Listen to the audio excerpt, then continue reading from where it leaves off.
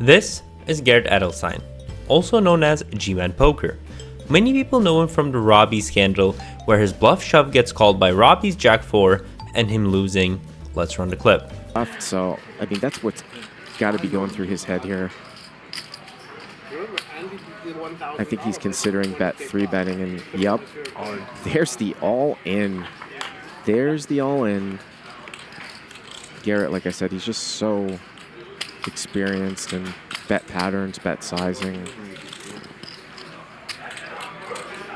I don't know what she is thinking about here, because she loses to some bluffs like king, queen, queen, jack types of things too. I vote no.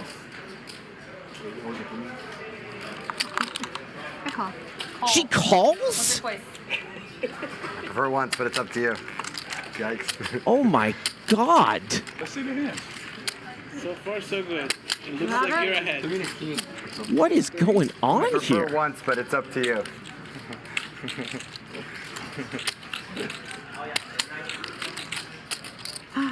Is it possible that her hand might be misread in the card graphics or something? These are correct. Already there. What a sick call. What a sick call. And the river breaks out again. Oh my god. Oh my god. Wow. I want to see. Does she have Jack 4? She had 4 jack high. What? Whoa! Look at Whoa, look at Garrett's face. That is. That's some fucking poker right there. That was sick. Wow. That's strong. That was sick. Oh shit. You probably know what happened right here. What a shit show this is, but he's definitely right in thinking that something is wrong, and I'm sure we can all agree that this call is not normal. Robbie either should be extremely stupid or a straight up cheater, and we know she's not one of those. After this incident, G-Man Poker was away from the scenes for streams. However, this man is one of the most respected poker personalities in the entire community, which is why we will be investigating his previously live-streamed hands and take notes from his playstyle and what not to do against him. In our first hand, G-Man is looking at ace-4 of diamonds when he decides to raise on the button to 1000. Boris with his 10s is just going to call, and we're going to a flop of queen 3-4 with 2 clubs. Boris checks and Garrett continues for a size of 800, which Boris quickly calls. I like this sizing here because Garrett would likely to do this with almost all of his range, and a bottom pair and a backdoor flush draw can obviously keep betting multiple streets unless the board gets super ugly. The turn is gin when it rolls over the 4 of spades. Boris checks one more time, and Garrett now decides to go for a half-size pot bet to 2000, intending to keep all the middling pairs, flush draws, or some unlikely straight draws as Boris is going to have. Boris calls, and now the river is 9 of diamonds. This card is a rather safe one because the flush draw misses and Garrett pretty much has the nuts unless Boris had pocket 9 somehow. Boris goes all in without too much thought, and Garrett calls as fast as he can to take down this $15,000 pot. In the next hand, Garrett raises ace-queen off to 600. Wesley is going to come in for a 3-bet with ace-jack of hearts to 1800. It falls all the way around to Garrett, in which he calls. Flop comes ace-queen 10, all diamonds. This is a scary board for both opponents with top pair and a gutter ball. Garrett checks and flow, and Wesley bets 1500. Garrett just calls.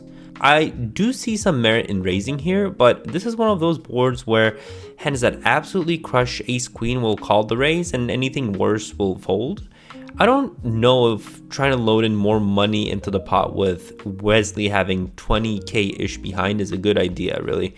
The turn is another ace, the absolute best card in the deck.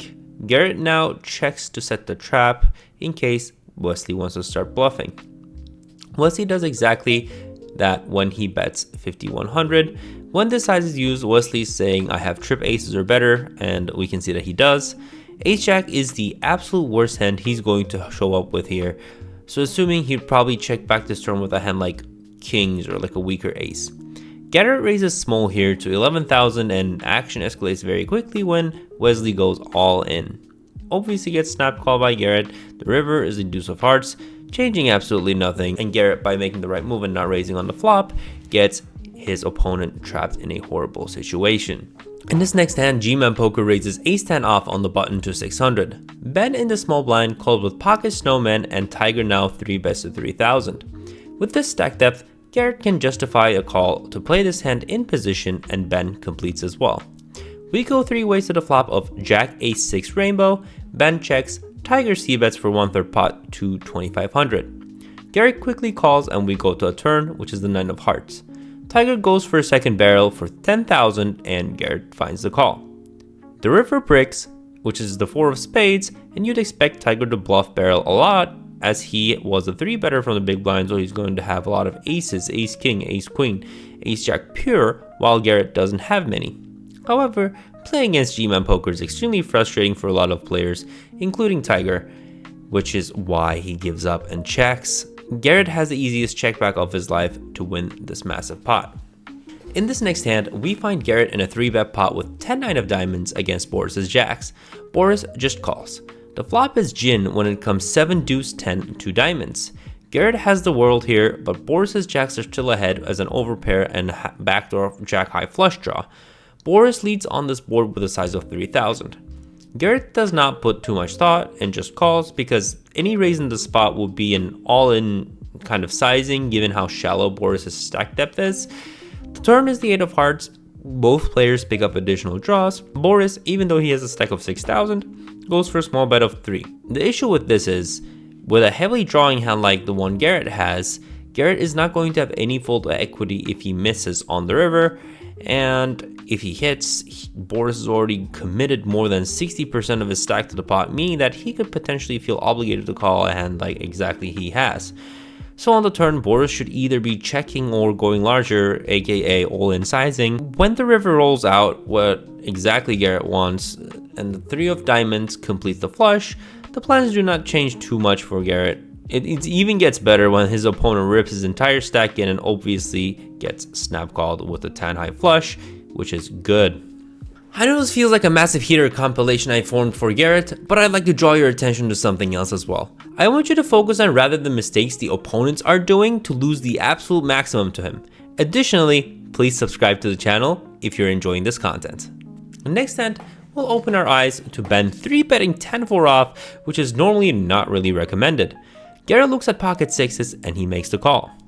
The flop is gin when it comes deuce 10-6 2 hearts. This isn't the best flop Ben could ever ask for, except Garrett has middle set. This is the issue with raising garbage hands, because now Ben most likely feels that he has to commit his stack due to how quote-unquote good his hand is on this board. When Garrett checks, Ben bets 2800. Of course, Garrett will raise here given how wet the board is, and the raise is to 11,000. If I'm in the shoes of Ben, I'm thinking it's most likely high hearts or a small set, because Ben doesn't really hold a heart or a blocker to the hands that are like would be a set, and all the connecting straight draws would have a 4 on this board, so he's blocking that as well. Against the hands we mentioned, a top pair of 10 could be flipping because higher hearts could turn or river pairs or complete the flush to suck out on Ben's 10, so the 3-bet here to 27,000 is very ambitious. Ben is saying he has at least a set here, and given that Garrett has the 6s, he's strictly representing pocket 10s. At this point, you can really fold your set of 6s in Garrett's shoes ever, and this would be a horrible action unless you have a very specific read on an extremely nitty opponent, and knowing the money's going in regardless, Garrett just rips it in for 65,000 total. Dodging a snap call tells Garrett that he has the best hand all the time, and it's an easy fold for Ben because it's a top pair, but Ben pays $38,000? He calls this? Like, what? I mean, this might be the absolute worst call I've seen in my entire life. Ben's hand was behind or flipping with anything that Garrett could have done the initial raise with, and now he decides to put more money into the pot after Garrett jams. Like, I simply just don't get it. If this is you people watching this out there, don't ever do this because you feel pot committed. This is never a bluff. If the stakes are high enough, you might be donating $38,000 just like Ben did in this hand. In this next hand, from the exact same session, Garrett wakes up with queens, which he 3-bets to 2,700. Ben now is back for revenge and goes for a 4-bet with 5 of diamonds to 8,000. This is absolutely disastrous for Ben after getting stacked by Garrett. Garrett will just call here as there's no merit to 5 betting. Anything better than queens will jam and anything worse will fold to a 5 bet anyways. The flop is as blank as it gets when it comes deuce 7-3 with 2 spades. Ben will keep representing the uncapped over pairs like aces or kings when he bets 1/3 pot. Garrett quickly calls in position and the turn is the 9 of diamonds, giving Ben a gut shot. After some small thought, Ben keeps firing for large for 15,800. Garrett looks at Ben's stack for a quick count, and Garrett will put in the call because he has the right odds to do so. The river is the 4 of hearts, changing effectively nothing. Now here, Ben has to pull the trigger to win the pot or he's never going to win. He bets 27,000. This bet is the biggest issue here.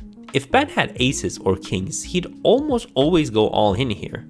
Because if you think about it, Garrett's perceived range is a lot of queens, jacks, 10s, 9s, ace, king, and kings, not really aces. All of those hands but 9s are beat by a very strong overpair, which is what Ben is representing, so Ben would probably go all in with those holdings. This imbalance in Ben's play gets G-Man Poker extremely curious when he tanks for about a minute and flicks on the call. I truly believe if Ben actually ripped it in here, Garrett was not going to be able to find this call, but the sizing tell on the river gave this all away. Garrett ends up breaking the entire game down by stacking all of the opponents. If you've come this far, I recommend you watch me play a 1-2-5 private cash game. I value your opinion on how I play a lot as well, so comment even if you think I play like absolute garbage. I appreciate it. Love you guys. See you in the next one.